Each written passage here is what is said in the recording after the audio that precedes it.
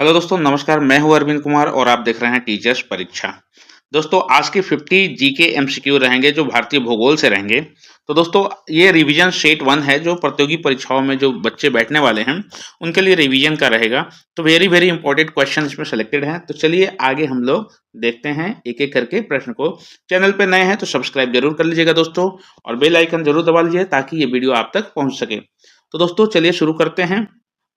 पहला प्रश्न हो जाएगा कि तलचर ताप संयंत्र, जो विद्युत तलचर ताप विद्युत संयंत्र किस राज्य में स्थित है? तो दोस्तों, यह जो तलचर ताप विद्युत संयंत्र है यह उड़ीसा में स्थित है।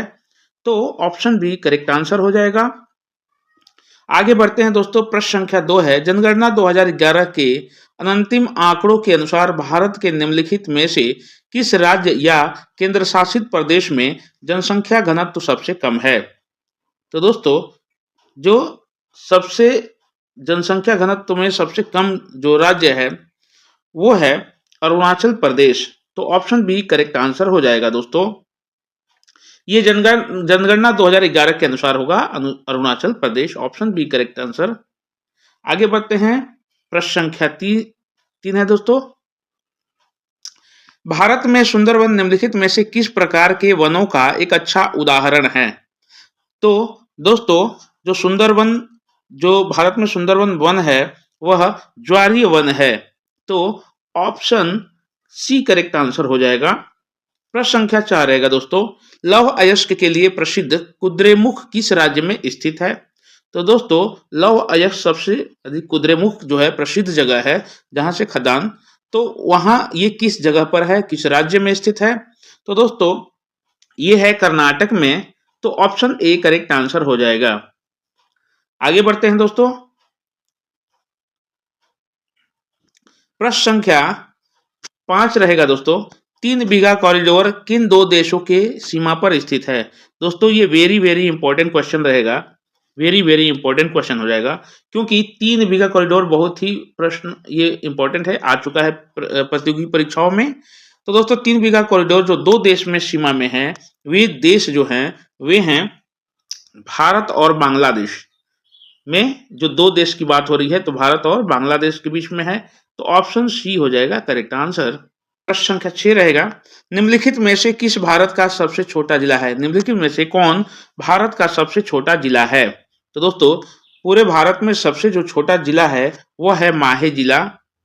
तो दोस्तों, करेक्ट आंसर हो जाएगा ऑप्शन सी। आगे बढ़ते हैं दोस्तों। प्रश्न संख्या 7 है, जाखम बांध किस राज्य में स्थित है? तो दोस्तों, जाखम बांध जो है राजस्थान में स्थित है। तो ऑप्शन सी करेक्ट आंसर हो जाएगा। आगे बढ़ते हैं दोस्तों। प्रश्न संख्या जो है 8 है। प्रश्न संख्या जो 8 वो है, तुलबुल परियोजना किस राज्य या केंद्र शासित प्रदेश में स्थित है? तो दोस्तों, जम्मू और कश्मीर में यह परियोजना शुरू है। तो ऑप्शन ए करेक्ट आंसर हो जाएगा इसका। आगे बढ़ते हैं दोस्तों। साबरमती नदी निम्नलिखित में से किस पर्वतमाला से निकलती है? तो दोस्तों, साबरमती जो नदी है अरावली पर्वतमाला से निकलती है। तो ऑप्शन सी करेक्ट आंसर होगा। आगे बढ़ते हैं दोस्तों। असम में बराक घाटी निम्नलिखित में किसके लिए प्रसिद्ध है? तो दोस्तों, असम की जो बराक घाटी है दोस्तों वह चाय की खेती के लिए प्रसिद्ध है। तो ऑप्शन बी करेक्ट आंसर हो जाएगा। दोस्तों, चैनल पर नए हैं तो प्लीज सब्सक्राइब जरूर कर लीजिए, लाइक कमेंट जरूर करिए। 11 होगा दोस्तों। कर्क रेखा निम्नलिखित में से किस भारतीय राज्य समूह से होकर गुजरती है? तो दोस्तों, कर्क रेखा जो है वह निम्नलिखित राज्यों में से गुजरती हैं। वे राज्य हैं राजस्थान, झारखंड, पश्चिम बंगाल और मिजोरम। तो ऑप्शन बी करेक्ट आंसर हो जाएगा दोस्तों। आगे बढ़ते हैं दोस्तों। प्रश्न संख्या 12 रहेगा कि पूर्वोत्तर भारत का निम्नलिखित में से कौन सा जनजातीय समुदाय एक भाषा लेकिन दो धर्मों से बना है? तो दोस्तों, इसका करेक्ट आंसर हो जाएगा मैतेई जो जनजाति है वह एक भाषा समुदाय एक भाषा लेकिन दो धर्मों से बना है। तो ऑप्शन सी करेक्ट आंसर होगा। आगे बढ़ते हैं दोस्तों। भारत में लैटेराइट मिट्टी भारत के किस भाग में पाई जाती है?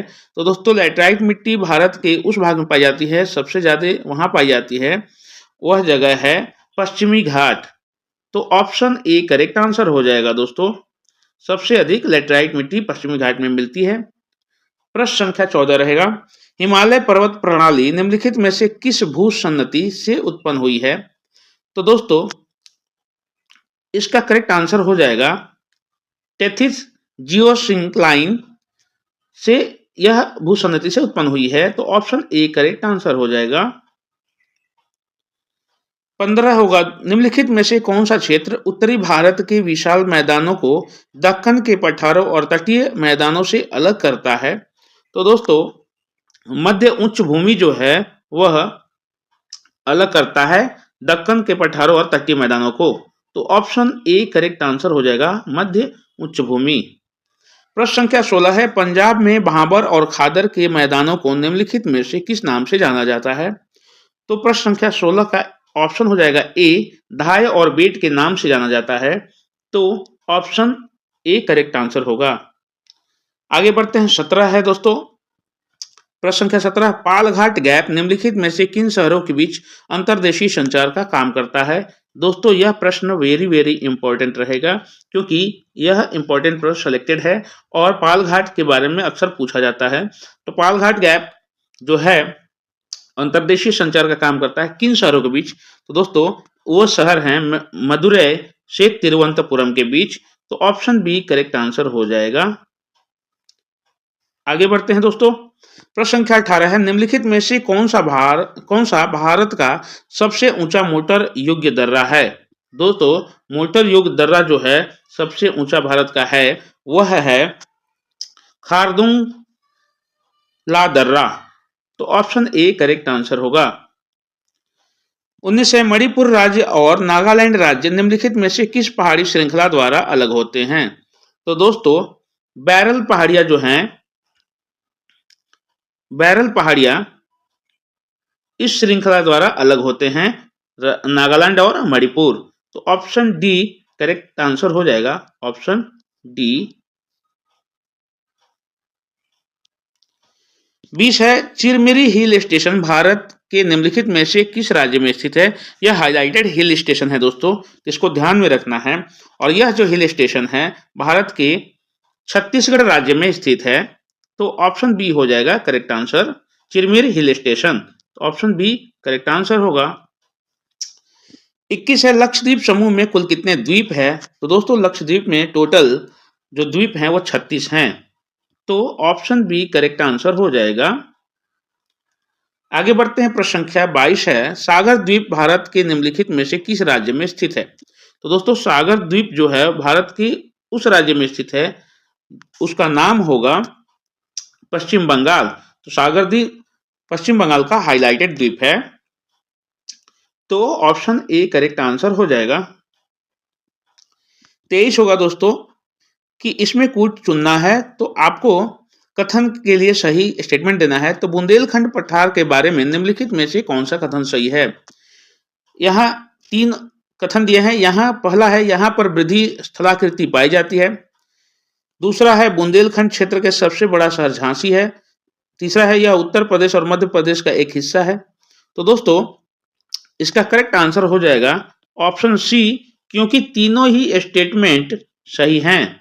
तो ऑप्शन डी करेक्ट आंसर हो जाएगा।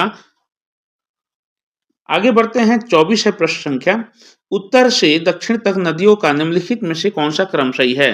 तो दोस्तों ध्यान से देखना है कि उत्तर दिशा से दक्षिण दिशा की तरफ बहने वाली नदियां। तो इसमें ध्यान दीजिएगा दोस्तों कि जो दामोदर है सबसे उत्तर में है, उसके बाद ब्राह्मणी नदी है, उसके बाद महानदी है और उसके बाद तुंगभद्रा है। तो ऑप्शन सी करेक्ट आंसर हो जाएगा। आगे बढ़ते हैं दोस्तों, 25 है, निम्नलिखित में से किस नदी का जल निकासी बेसिन कर्नाटक, केरल और तमिलनाडु राज्य के कुछ हिस्सों को कवर करता है? तो दोस्तों उस नदी का नाम है कावेरी नदी, जो कि इसके तीनों राज्यों के कर्नाटक, केरल और तमिलनाडु राज्य के कुछ हिस्से को ये कवर करता है इसका जल। तो ऑप्शन डी करेक्ट आंसर हो जाएगा, कावेरी नदी। 26 है, निम्नलिखित में से किस राज्य में सबसे अधिक औसत वार्षिक वर्षा होती है? तो दोस्तों औसत वार्षिक वर्षा जो होती है सबसे अधिक जो होती है वो केरल में होती है, अगर औसत की बात करें। बाकी सबसे अधिक वर्षा जो होती है वह चेरापूंजी में होती है। तो यहाँ राज्य पूछ रहा है कि किस राज्य में, तो केरल राज्य में औसत वर्षा सबसे अधिक होती है दोस्तों। तो ऑप्शन बी जो होगा करेक्ट आंसर हो जाएगा। आगे बढ़ते हैं, 27 है, निम्नलिखित में से किस प्रकार की मिट्टी में निछालन अधिकतम होता है? तो दोस्तों सबसे अधिक निछालन लैटराइट मिट्टी में होता है, तो ऑप्शन बी करेक्ट आंसर हो जाएगा। लैटराइट मिट्टी में सबसे अधिक निछालन होता है। आगे बढ़ते हैं, प्रश्न संख्या 28 है, जलोढ़ मिट्टी में निम्नलिखित में से किसकी कमी होती है? तो दोस्तों जलोढ़ मिट्टी में सबसे जो कमी होती है वो तत्व होता है पोटाश, क्योंकि जलोढ़ मिट्टी में पोटाश निम्न मात्रा में होती है, तो बहुत कम होता है, तो ऑप्शन सी जो होगा करेक्ट आंसर हो जाएगा। 29 है प्रश्न संख्या, निम्नलिखित में से भारत के किस थर्मल पावर स्टेशन की क्षमता सबसे अधिक है? तो दोस्तों सबसे अधिक क्षमता वाला जो थर्मल पावर स्टेशन है वह है Vindhyachal super thermal power station, तो ऑप्शन ए करेक्ट आंसर हो जाएगा। आगे बढ़ते हैं दोस्तों, निम्नलिखित में से किस कारण से कैल्शियम अमोनिया नाइट्रेट CAN को एक लोकप्रिय नाइट्रोजन उर्वरक माना जाता है? तो दोस्तों इसमें कारण बताना है आपको, तो इन चारों ऑप्शन में से सबसे जो उपयुक्त तो कारण जो है वह है दोस्तों कि यह नाइट्रोजन का धीमा आपूर्ति करता है। ये उपयुक्त स्टेटमेंट होगा उसके संदर्भ में, तो ऑप्शन बी हो जाएगा करेक्ट आंसर। आगे बढ़ते हैं दोस्तों, प्रश्न संख्या 31 है कि स्टेटमेंट से कूट चुनना है, तो भारत में फसलों की कम पैदावार का मुख्य कारण निम्नलिखित में से क्या है? यहाँ पर 4 कूट दिए हैं और इसमें से आपको सही विकल्प चुनना है। तो दोस्तों पहला ऑप्शन है जोत का आकार, तो देखेंगे कि इनके ऑप्शन है जोत का छोटा आकार, तो ये जो स्टेटमेंट है सही है। और दोस्तों अगला है स्टेटमेंट जो है वो है खेत के पारंपरिक तरीका, ये भी सही है। किसानों में बड़े पैमाने का निरक्षरता, ये गलत बात है, ये स्टेटमेंट गलत है। कृषि मशीनीकरण का निम्न स्तर, ये भी सही है, क्योंकि कम पैदावार के ये तीनों मुख्य कारण हैं। तो ऑप्शन 1, 2 और 4 जो है ये कूट सही है, तो ऑप्शन बी करेक्ट हो जाएगा कि 1, 2 और 4 ऑप्शन बी करेक्ट हो जाएगा। आगे देखते हैं दोस्तों, प्रश्न संख्या 32 है, मोनोकल्चर निम्नलिखित में से किसकी विशिष्ट विशेषता है? यानी कि दोस्तों मोनोकल्चर में क्या होता है? तो दोस्तों मोनोकल्चर जो होता है वो वाणिज्यिक अनाज की खेती होती है, यानी कि उसके वाणिज्य के स्तर पे अनाज खेती से संदर्भ में है, संबंधित है, तो ऑप्शन डी हो जाएगा करेक्ट आंसर। आगे बढ़ते हैं दोस्तों, 33 है, निम्नलिखित में से किस राज्य में प्रति हेक्टेयर उर्वरकों की खपत भारत में सबसे अधिक होती है? तो दोस्तों सबसे अधिक उर्वरक की खपत भारत के किस राज्य में होती है ये बताना है, तो करेक्ट आंसर हो जाएगा पंजाब, क्योंकि गेहूं और खेती जो होता है बहुत अच्छा फसल होता है, पंजाब में सर्वाधिक होता है, तो ऑप्शन बी हो जाएगा करेक्ट आंसर।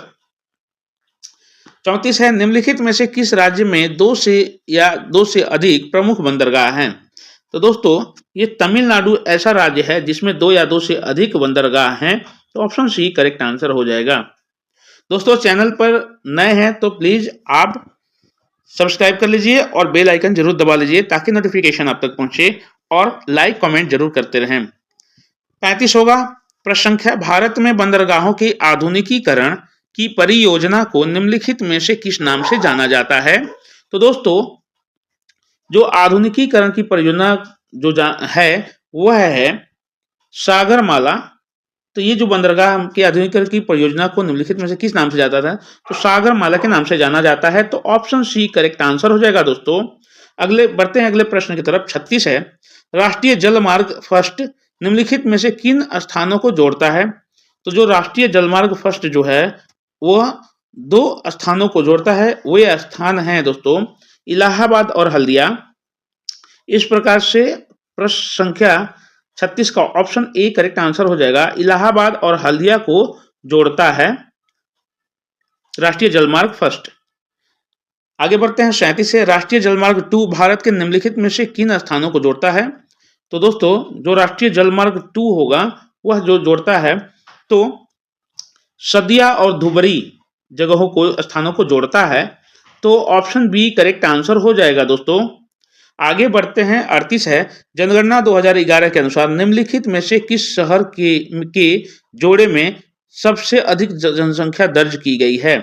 यानी कि दोस्तों 2 शहरों को जोड़ करके जनसंख्या दर्ज की गई, तो इसका करेक्ट आंसर हो जाएगा मुंबई और दिल्ली, जो कि ये दो महानगर हैं जो सर्वाधिक जनसंख्या वाले हैं। तो इन दोनों की जनसंख्या को अगर जोड़े में अगर दर्ज सबसे अधिक प्राप्त की गई है, तो ऑप्शन बी जो होगा करेक्ट आंसर होगा। 39 है प्रश्न। जनगणना 2011 के अनुसार निम्नलिखित में से किस राज्य में जनसंख्या का घनत्व सबसे अधिक है? तो दोस्तों, जनसंख्या का जो घनत्व सबसे अधिक वाला जो राज्य है वह है बिहार। तो घनत्व के अनुसार जो जनसंख्या है बिहार में है अधिक, तो ऑप्शन डी करेक्ट आंसर हो जाएगा। आगे बढ़ते हैं दोस्तों। 40 है, निम्नलिखित में से किस राज्य में हिंदू आबादी का अनुपात सबसे अधिक है? तो दोस्तों, वह राज्य है जो हिंदू आबादी सर्वाधिक आबादी रखता है, तो उसके अनुपात के अनुसार तो वह राज्य का नाम है हिमाचल प्रदेश, जहां पर सर्वाधिक हिंदू आबादी है। तो ऑप्शन ए करेक्ट आंसर हो जाएगा प्रश्न संख्या 40 का। आगे बढ़ते हैं दोस्तों। प्रश्न संख्या 41 है, भारत के किस राज्य में मोनोजाइट का सबसे बड़ा भंडार है जिसमें थोरियम की मात्रा अधिक है? यानी कि मोनोजाइट में वो बताना है जिसमें थोरियम की मात्रा अधिक है, वह भंडार भारत के किस राज्य में है? तो दोस्तों, वह केरल राज्य है। इस प्रकार से आंसर जो होगा वो ऑप्शन ए हो जाएगा, केरल। 42 होगा, निम्नलिखित में से किस नदी समूह का उद्गम तिब्बत में है? तो दोस्तों, नदी का समूह बताना है जो जिसका उद्गम स्थल तिब्बत है। तो दोस्तों, 3 नदियां जो है इसमें दिखाई गई है, ऑप्शन में 3 ऑप्शन दिए हैं। तो ब्रह्मपुत्र नदी, सिंधु नदी और सतलज नदी, ये तीनों का उद्गम स्थल तिब्बत में है। तो ऑप्शन ए करेक्ट आंसर हो जाएगा दोस्तों। आगे बढ़ते हैं। प्रश्न संख्या 43 है, निम्नलिखित में से कौन सी सिंधु नदी की सहायक नदी नहीं है? तो दोस्तों, एक नदी इसमें से जो सहायक नदी नहीं है वही उत्तर होगा। तो वह है लोहित नदी, जो कि सहायक नदी नहीं है।